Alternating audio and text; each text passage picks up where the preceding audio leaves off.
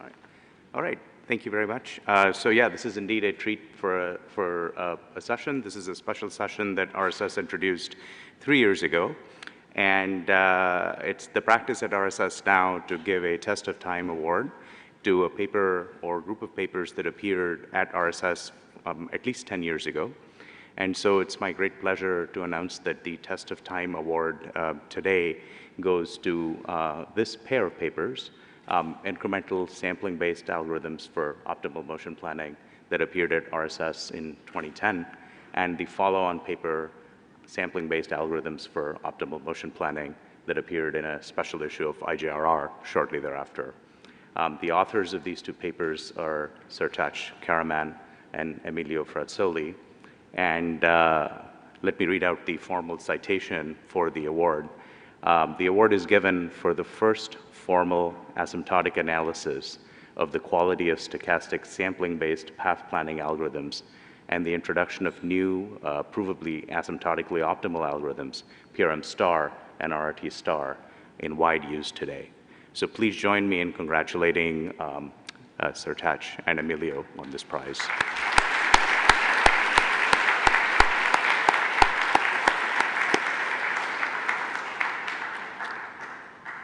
I'd like to thank everybody who worked on shortlisting papers and nominating papers and arriving at the final decision. It's incredibly important to us as a community that we select papers that really truly have had an impact on our way of thinking about robotics. In that spirit, what we will now have is a short lecture by the awardees. I believe Sertac is going to give the lecture today, reflecting on this work. And this will be followed by a panel of experts who work in the area who will reflect on what the field was like before this paper or a couple of papers were published and what has changed since. And so it's an opportunity to celebrate sort of what sort of a marker these papers laid down and what impact they had on our field. So I invite Sertac to now give us his lecture.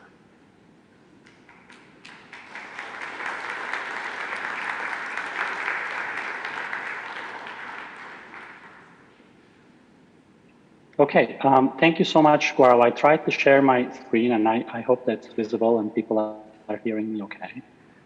I'll keep going unless I hear otherwise.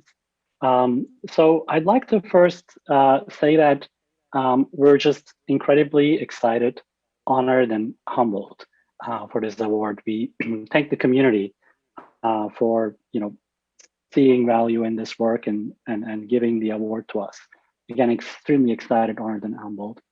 And I apologize, neither of one of us could make it in person. We were not hoping to travel, and we learned the award very recently. And I got a chance to join remotely, and I really thank the organizers for accommodating us in this way. And I thank you all for accommodating us in this way. I'll be able to join remotely and do a short little talk, as it was mentioned. Unfortunately, Emilio will not be able to make it at all, but hopefully it'll be okay. So I should say that the organizers asked me to talk about mainly our paper and its making, and I'm not going to go into the follow-on work that was done by many others, in particular those on the panel and some of the others. I understand the panelists will talk a lot about that, so I'll just kind of focus a little bit on our paper and present some fun things about it. Admittedly, both Emilio and myself, we kind of a little bit moved on after this paper to research other topics. It's for many reasons, not that we weren't excited, we were actually extremely excited. It turned out that we both kind of started two separate companies and we actually, within those companies, we worked on these things in their applications, and they were both acquired by sort of competing tier one suppliers, and they still compete in the Boston ecosystem today. Now as a part of these suppliers, and we're actually not anymore a part of these two companies. So again, I'm gonna just tell you a few fun remarks of the making and leave the other work to the other panelists who've done very valuable work themselves, and I'm sure we'll cover the rest of the lecture. So, to me, I think at the very least, this kind of work started with the DARPA Urban Challenge. So I had just finished my sort of undergraduate degree, and I had a lot of mathematics degrees of all different kinds, starting almost from primary school. And I kind of was looking for an advisor at MIT, and Emilio told me about this project, and I thought that finally a chance to build something as opposed to proving things. And so I jumped on it. Admittedly, I realized a little bit later that I think Emilio admitted me to his group largely because of my mathematics degrees, not so much my excitement on this kind of applied projects, but later on it turned out really great. We were a very small part of a very large team doing the DARPA Urban Challenge at MIT. So here's a team photo. I wish I had a better resolution version of this. You can find me and Emilio in this picture. We looked very different a decade and a half ago in 2007. So right behind Emilio, or a little bit behind Emilio, you'll see Seth Teller, who was leading the perception team. Right next to him, you will see on his left, you'll see John Howe, who was leading the planning and control team. And right next to him, you'll see John Leonard, who was leading the whole effort. In this very picture, actually, there's a lot of friends and a lot of people out there in the community. On one side, for example, you can see Ed Alston. Right behind Emilio, you'll actually see Matt Walter. And there's many others that I'm not going to go into that became friends over time. What we ended up doing is, when we started the Urban Challenge, we don't have much experience. We just got like the biggest vehicle out there. It was actually donated by Land Rover. And then, we did a variety of things to make it autonomous back in 2007. This is a video taken by John Howe. So the car will come over. And we'll turn around and you'll see actually there's nobody inside it. So it's driving itself. For us, what really happened is that to do the motion planning here, we used the RRT algorithm. This was back in 2007.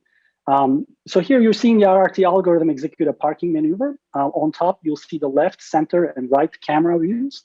And what you're seeing as the map is the perception team gives us this. The black area is a drivable region, red are the obstacles, roughly speaking. You see a white tint that's a little bit the cost of being in places. And then we're supposed to plan on that.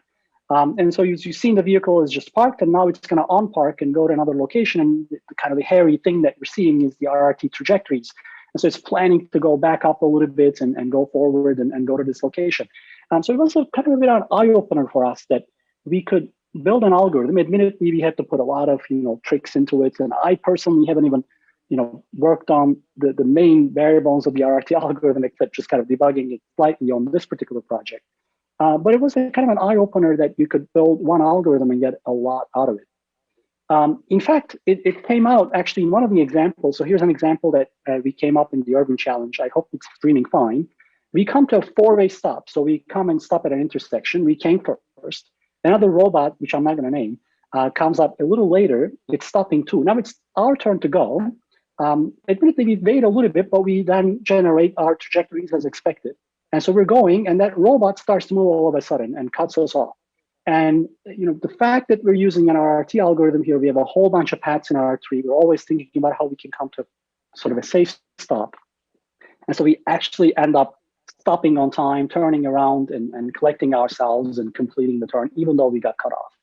And so these kinds of examples kind of started to make us think that these are actually really amazing and awesome technologies that we should really be building on and we could do a lot with. And so at least my interest in this, and I'm not going to speak for Emilio, this particular challenge really made me think that there's a lot here that we can work on, and these things could be part of real systems in the future.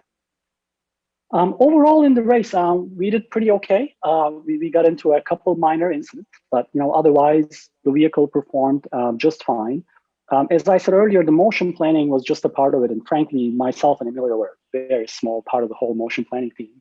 And there's a lot of work that went into perception and other things to make it happen, but it was exciting for us to see that we could make this work. Right after this, we worked on another project. This time it was led by Seth Teller. So we thought that, well, fully autonomous driving on the roads is probably a couple of decades away. So maybe we should work on other things that are maybe in kind of a little bit more closed environments and maybe a little slower speed, a little easier. So we decided that we built like an autonomous outdoor forklift. It was quite an exciting project. It was led by Seth Teller. You can see Seth in the jacket in the front, and I'm of course right next to his right. You can see myself. And this particular project, really the whole technical effort was led by my friend Matt Walter, and I was leading the more planning and control tasks. And so kind of working with Matt on this effort.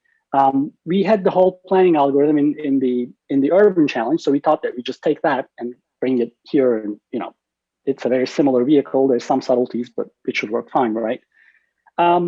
So day after day, we start to work on this. Simple tasks were easy. So this is the fully autonomous forklift. You could take a megaphone and yell at it, come to receiving, which happens to be an area where trucks pull up with pallets on it. So the whole thing would navigate over there, and then you could sort of see the pallets. We had a Nokia handheld tablet. I don't know if you guys remember that company. You could just circle a pallet with a stylus, and then the vehicle would go pick that up. I'm not going to go into all that detail, but here in this open environment, we're just using the RRT algorithm to basically just kind of go around, and that worked just fine. Not everything is that great though. So here's an example of one of the things that happened quite a bit. So I'm going to sort of stop this video here. So you can see the front camera of the forklift. There's a truck that's right here on the side. So the right thing to do is to do exactly what the vehicle is doing. You need to go around and turn left to line up with the truck so that you can pick up a pallet. So now there's a bunch of obstacles on our right, and they show up here, and we discover them as we go forward. We have the laser rangefinders, and they see them as we go forward. And as that happens, it ends up kind of making some of our trajectories either infeasible or too costly. So we get rid of those trajectories. So we think that we keep sampling, so we'll find better trajectories, right?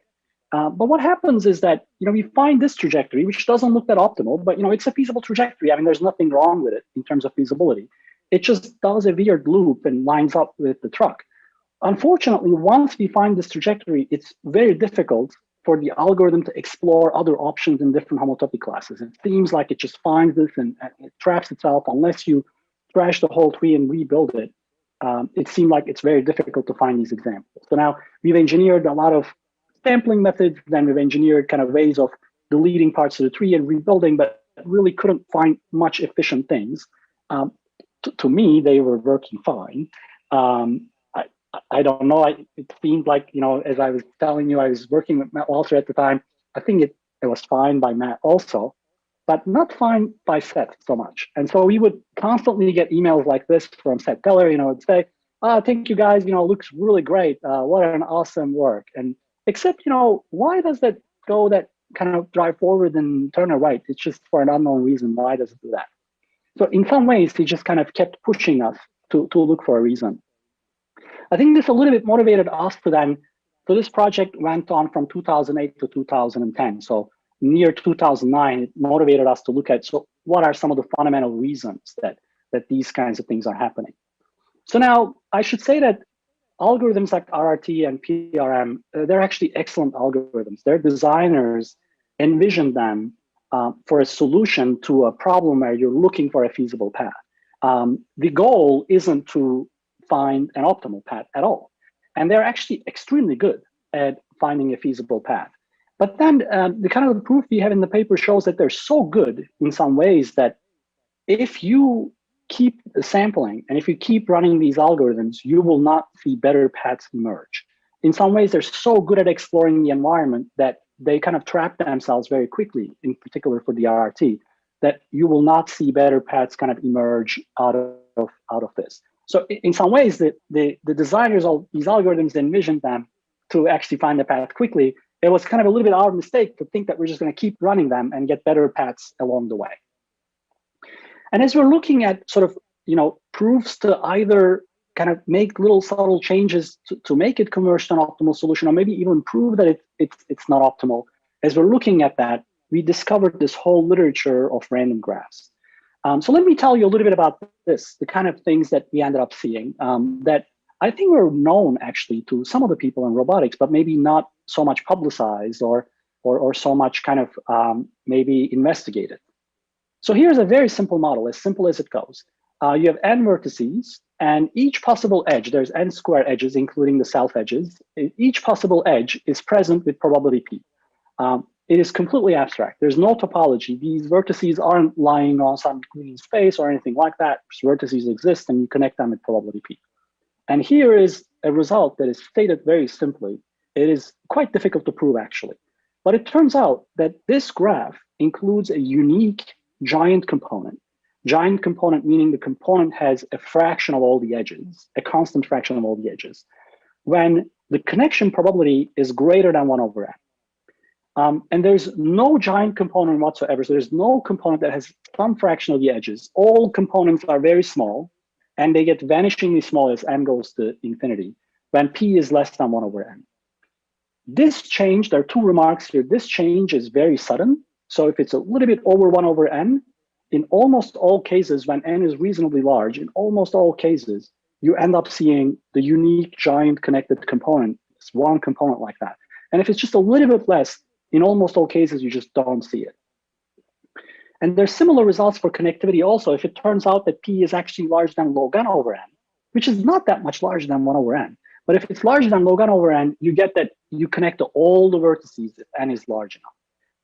And some vertices will always be disconnected if p is less than log n over n. And again, this transition happens very quickly. It turned out that there's a whole mathematical physics literature that is built on these results.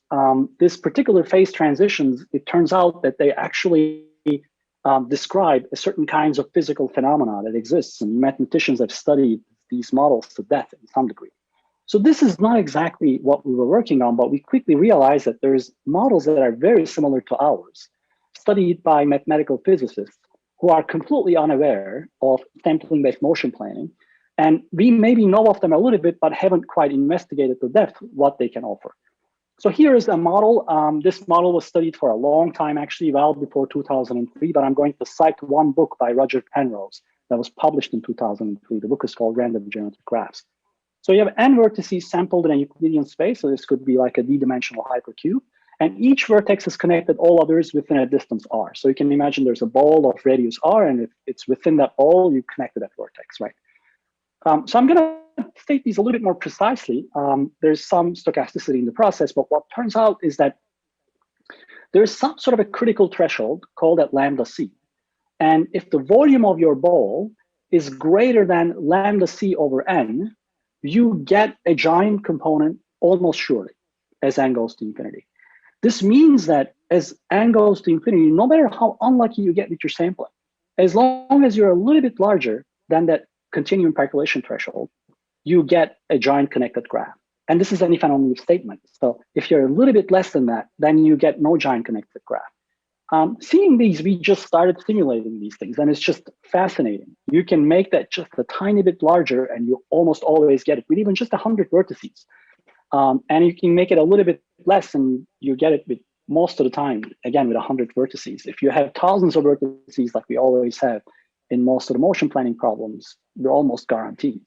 The same thing applies to connectivity also. You get, almost surely a connected component if the volume is larger than log L over n, and if it's less than log n over n, you always get some disconnected little bits and pieces here. Models are the same. What they study is seemingly very different. But if you think about it a little bit, this looks a lot like actually probabilistic completeness. So if you have a giant component, you would, and it has a fraction of the vertices, it may be going around some little bits and pieces, but it should be able to connect anywhere to anywhere else, pretty much, maybe. And this looks a lot like some form of an optimality. I mean, if you can connect to all the vertices, and if those connections are efficient, you can show, it feels like you should have, a path from everywhere to every other place, for example, in a PRM-like algorithm. These are not immediate, but they're not too far either, admittedly. So for example, we started then seeing that going back all the way to 1961, people have looked at models like the PRM. So now, frankly, people who study the PRM, they study something very different, right? I mean, it's just the model is the same. What they study is seemingly very different. But you can see that, similar things, similar models show up in different literatures. Same thing even with the RRT. So a little bit after the publication of the RRT, people got really excited about ad hoc networks, like wireless networks, and they thought about something like the RRT as a model for ad hoc networks. They said, oh, you put in a sensor, and of course, it connects its nearest neighbor. So let's study this network. And so people actually studied these things quite, extensively. And our proofs ended up building on top. And I would say that probably, I think that the one contribution of this paper really is to see that there's this connection. And I think once you see the connection and kind of study how people study random geometric graphs, you can then carry over some of the results and kind of try to make the connections. And then we ended up sort of coming up with these algorithms that we call PRM star, RRG, and RRT star that we could show that if you actually ensure that there is a connected component, then you should get asymptotically optimal algorithms if you keep running these algorithms for forever. So now I have to admit though that, and we admitted this even at the presentation of our main paper, that there actually really is no free lunch. And so you could pretty easily show that the convergence rates of these algorithms show that if you wanted to look for an optimal solution, it could be anywhere in the state space. So you need to really pour samples into the state space. But this is an efficient way of kind of pouring all those samples. So you're kind of taking log n times n extra time, which you were actually taking that already when you were, for example, sampling when you were computing nearest neighbors. So asymptotically computing a nearest neighbor takes n log n time. Now again, computing a nearest neighbor, your constant factor times will be a lot faster, admittedly, than doing all the other things that you need to do here. But we still thought that it was a very exciting connection to see that these two literatures come together. And just luckily, it happens to be that log n times n is exactly the amount of extra computation that you need to ensure that you have optimal paths, for example, in a PRM. And you're already doing that much by computing like nearest neighbors and things like that. And so then, it led to, I think, this movie, which I think captured many people's attention, where you run the RRT on one side, you kind of keep running it. As I said earlier, you don't want to do that. It's designers that intent for you to do that. But hey, you keep running it. And then on the other side, you keep running what we kind of propose at RRT star. And you can see that it's kind of, improving some of the paths without, obviously with some extra effort, but hopefully not so much. And then we kind of got a chance to apply it to some other problems. So here we kind of applied it to a 7-dimensional kind of, I would say, a full model simulation of a vehicle, of a car, a road vehicle, where you can see it's coming and, turn, skid, hit the inner part of the curve and go and hit the outer part of the curve, where like things like race car drivers were coming out from the algorithm naturally. And then we, of course, went back, myself, Matt Walter, some of the others, Emilio included. We applied it to the kind of problems working with Seth on the kind of robots that Seth was interested in. Certainly looked at autonomous driving compared with just kind of what you would call like a vanilla RRT versus kind of the RRT star, as well as, kind of running the RRT algorithm on what we had as a PR2 robot versus the RRT star. So we kind of get a chance to demonstrate in these kinds of problems. And then many things happened afterwards, after we kind of published these things. And as I said earlier, I'm not going to go into those. For the 25 minutes that I had, I'm getting to the end of it. Instead of going into what happened afterwards, which the panelists will do, I'd like to end with this slide. And so we are, as I said, very excited, very humbled by this award. We really thank the community for seeing this award for us. We'd like to take this moment to dedicate this award to the memory of Seth Teller, who frankly is behind a lot of work that has happened at Robotics during the time that he was present with us. He has always challenged us to do better, so we thank him for that, and he is dearly missed. Thank you so much, everybody, for being here, for seeing this award for us, and listening to this little presentation. Thank you.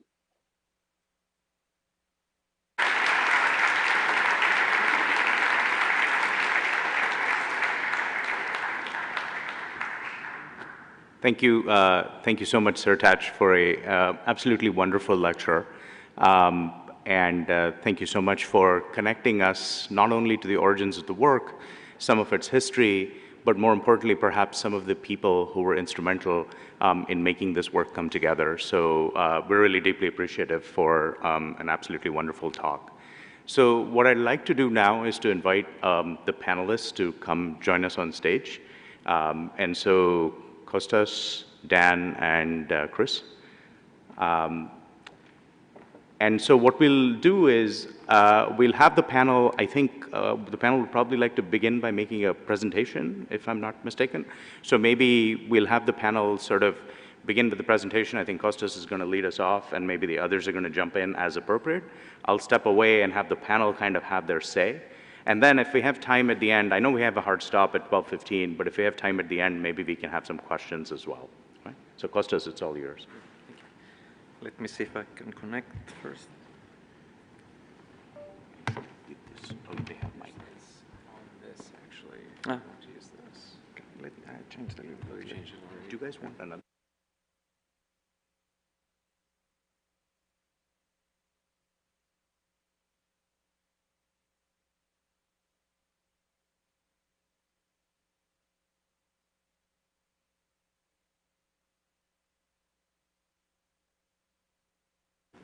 Great, thank you.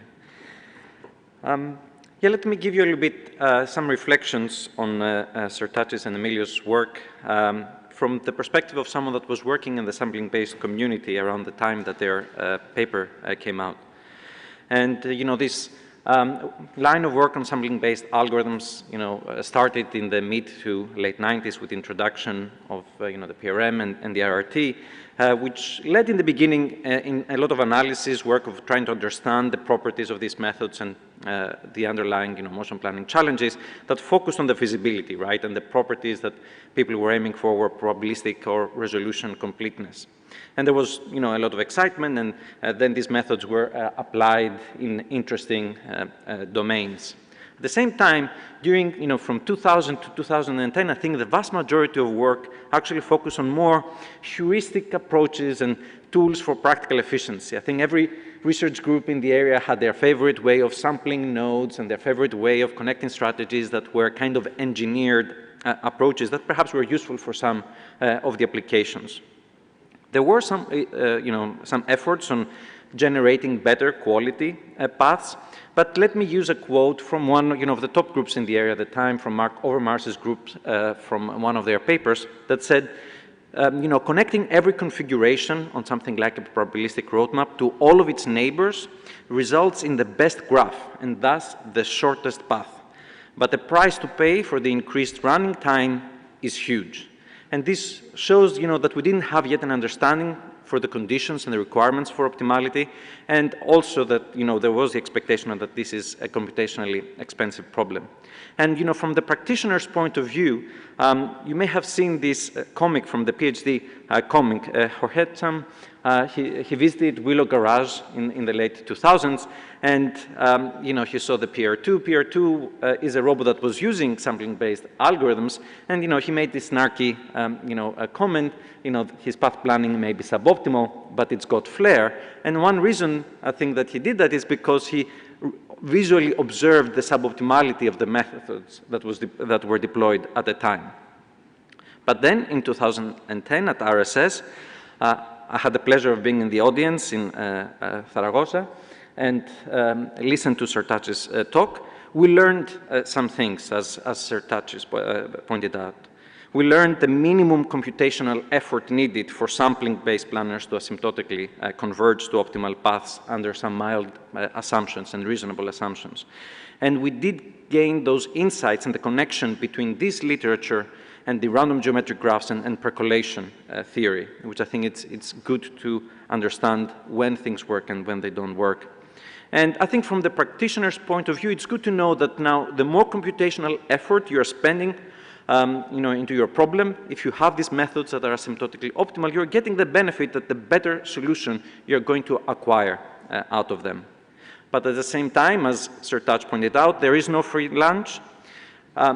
We need to invest more computational effort in finding high-quality paths than finding just a feasible solution. Right? Every time that you throw a node, you have to connect to log-n neighbors. You have to figure out collision-free paths with multiple connections at every iteration of the algorithm. So what was the impact then in the community after this paper came out? What changed? Well, from one point of view, everything changed. It's a revolution in the field, right? For many of us, now there was an opportunity to actually try to understand, all of these other, versions of the problem, perhaps, for where we can argue asymptotic optimality. There have been improved analysis models, for instance, Marco Pavone's group has done convergence rate analysis, which I think is very important. And also versions of these methods that perhaps have reduced computational requirements and that can achieve some weakened form of asymptotic optimality, perhaps asymptotic near optimality. And, there were many applications now that they switched from using just the feasible approaches to these asymptotically optimal planners, because hopefully we can get, these better quality solutions. Now, Kris asked me also to be a little bit controversial. So from one point of view, you can also say, what changed after this development? Well, not much. We're all kind of still doing, the same type of motion planning that we were doing before. There are many alternative approaches. I think there is still a quest for, the right motion planning approach that appropriately balances efficiency and high quality for real-world applications. Their efforts in heuristic search, their efforts that, perhaps in the navigation potential functions, especially in the multi-robot literature. Over the last decade, from 2010 to 2020, there has been, renewed and recurrent interest in trajectory optimization approaches. And, if you see some papers, and I'm picking here one paper that actually tries to bridge trajectory optimization with asymptotically optimal planners, you will see comments such as, sampling-based planners like RT star converge asymptotically to optimal solutions. However, they are kind of slow to converge to the optimal trajectory. You actually have to sample close to the vicinity of the true optimal solution. And, this keeps motivating, new work. And I think it is a promising direction of seeing, how we can have the global optimality guarantees that these methods provide, at the same time gain the practical benefits that may come from the solutions such as trajectory optimization. And of course, there is an 800-pound gorilla in the room these days. Her name is machine learning. And there's a lot of work as well in integrating sampling-based motion planning with machine learning. And this kind of work reminds quite a bit of work that was happening before the development of RT star and PRM star. We're trying again to develop better sampling strategies, better connection strategies, faster collision checking by using machine learning, but this time, more data-driven. There are frameworks like neural motion planning approaches that kind of replace the entire sampling-based pipeline with neural networks that are very actively explored. But I think one big challenge is that perhaps it's about time we get to have a paper like the one by Sertac and Emilio. Can we achieve a foundational understanding of how and when the integration of learning and robot planning works? Perhaps we can see that in an upcoming RSS paper. Thank you.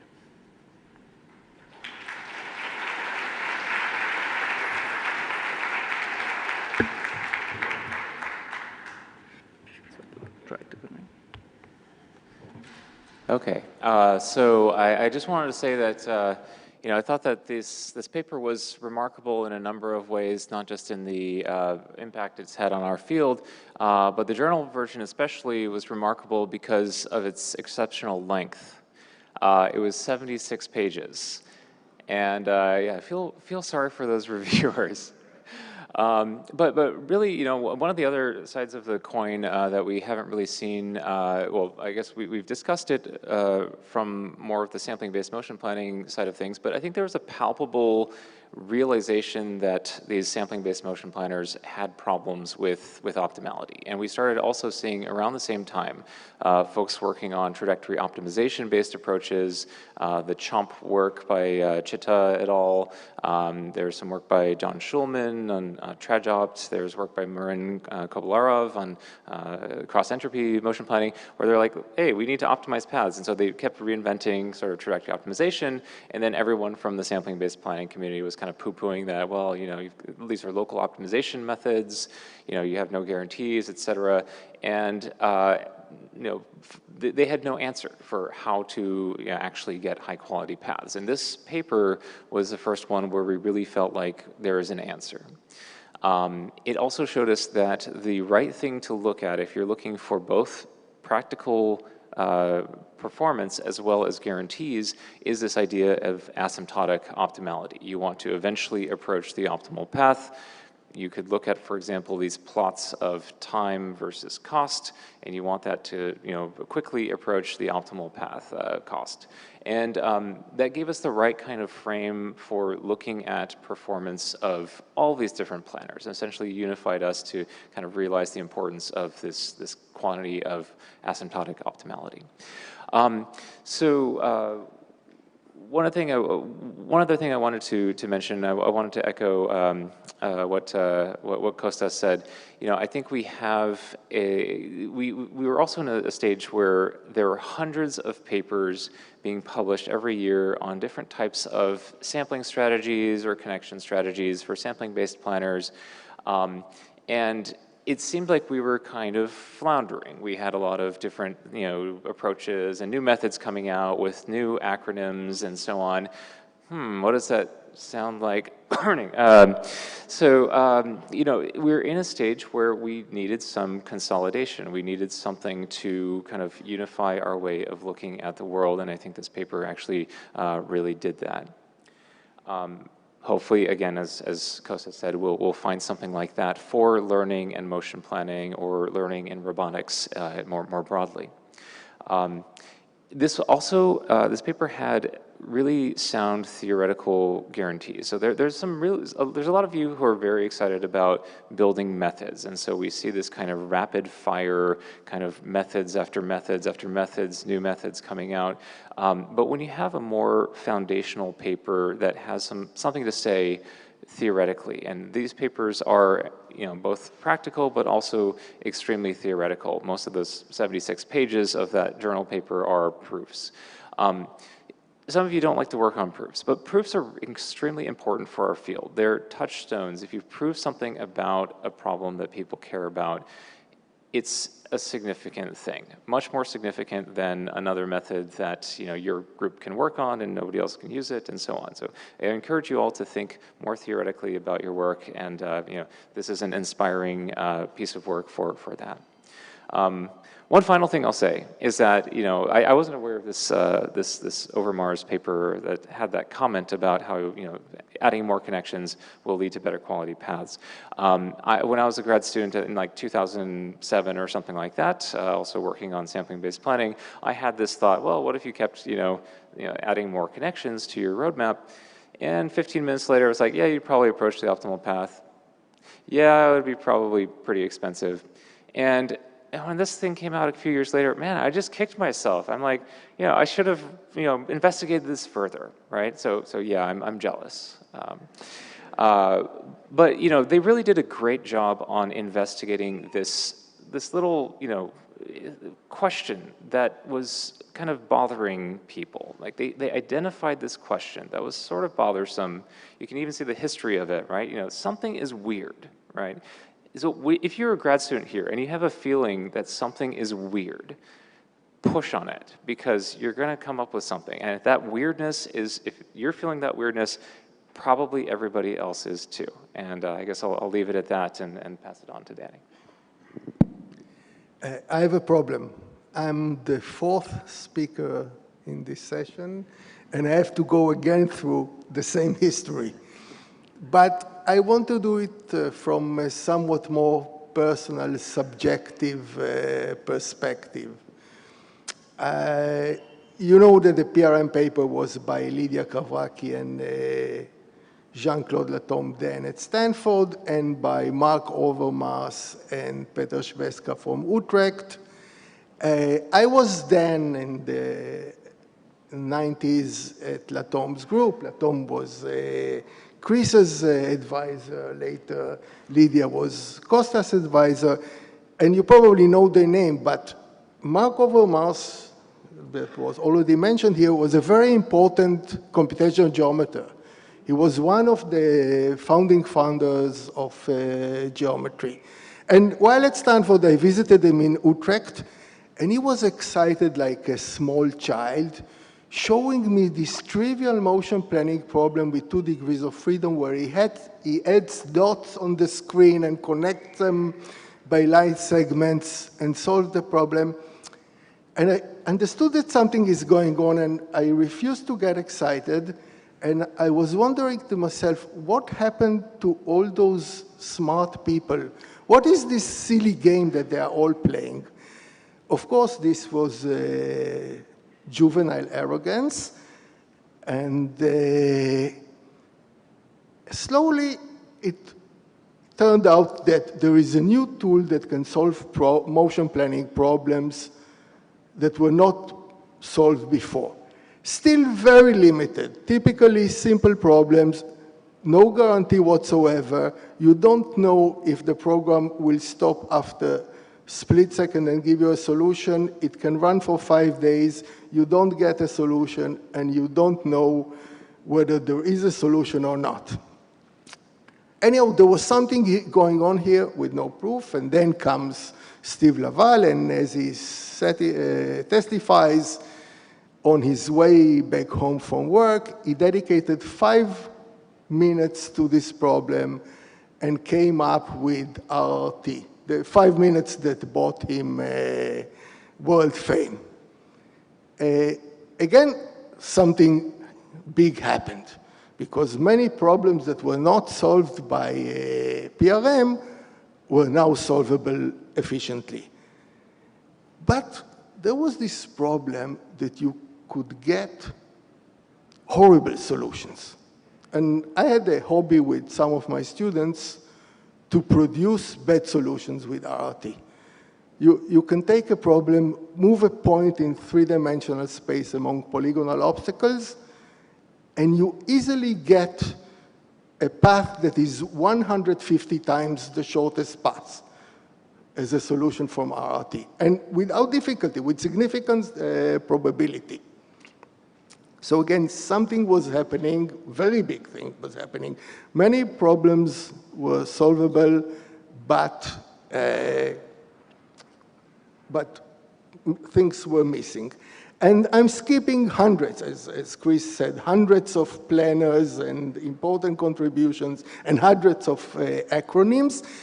In the mid-'80s, Steve Laval published a wonderful treatise, the book on motion planning. He summarized everything that you ever wanted to know about motion planning up till this time, but something was missing.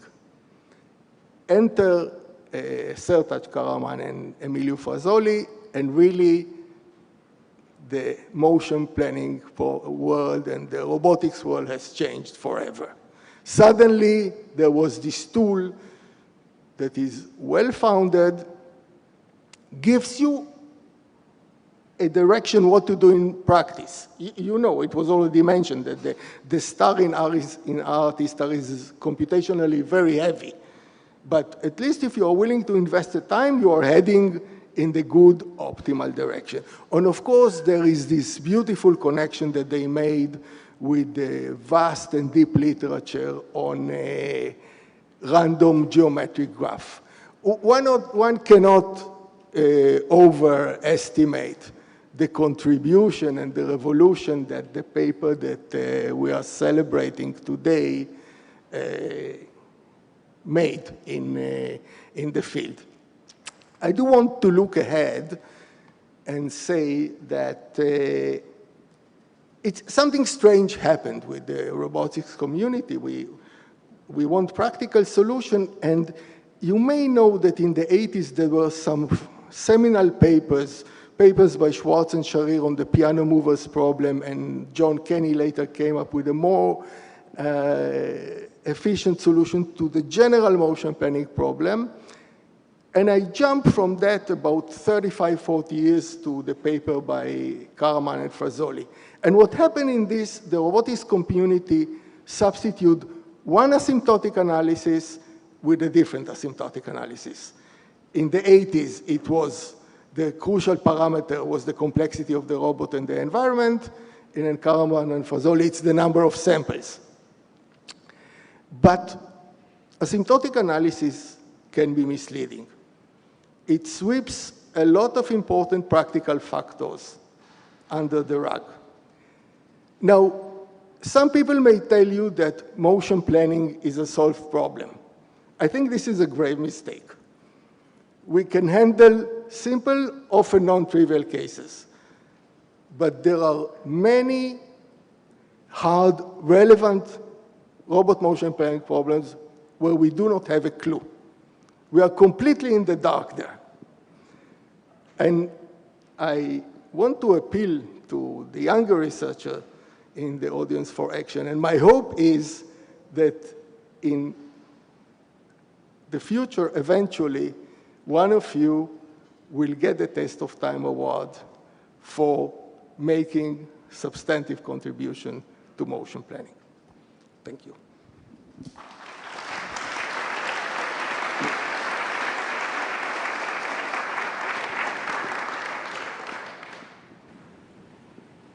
Should we take a couple of 2 minutes or so? Yeah, 2 or 3. So we have maybe a couple of minutes to take a couple of questions if somebody would like to step up to the mic. Perhaps we should bring Sertac? Yeah, go ahead.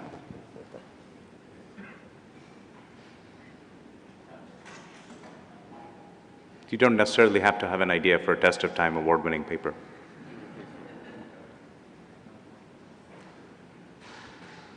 Yeah, why don't you walk to the mic?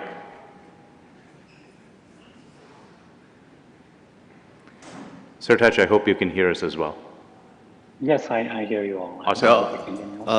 I will just ask a very simple question. So, what are the I don't know, what do you think the future directions are for task and motion planning? And what are the open challenges that you think they'll be interesting to look into nowadays? Yeah. Thank you. And I guess if that's a question for me, I mean, I could list many. If you were thinking about just sampling-based motion planning on its own, I actually was going to refer to, but I did them later, is there's Kostas Bekris here has a really great survey paper. It's pretty, but there's some directions over there that I'd definitely take a look at. If you're thinking about motion planning broadly, I again agree with that, with Kostas on that. In particular, I think one of the things that we struggle with nowadays is how we utilize machine learning, or how we utilize data actually broadly. It doesn't have to be the kind of machine learning that we kind of quickly got used to today, like neural networks, lots of data, but it could be in very different ways that just whatever we couldn't do with models, we worked on that a lot, and this paper was completely on models. But how do we actually incorporate data? And I would say one of the biggest challenges there is maybe kind of, at least from my a little bit applied background outside of academia, I imagine Emilio would agree, is how do you actually take that and make sure you also guarantee safety?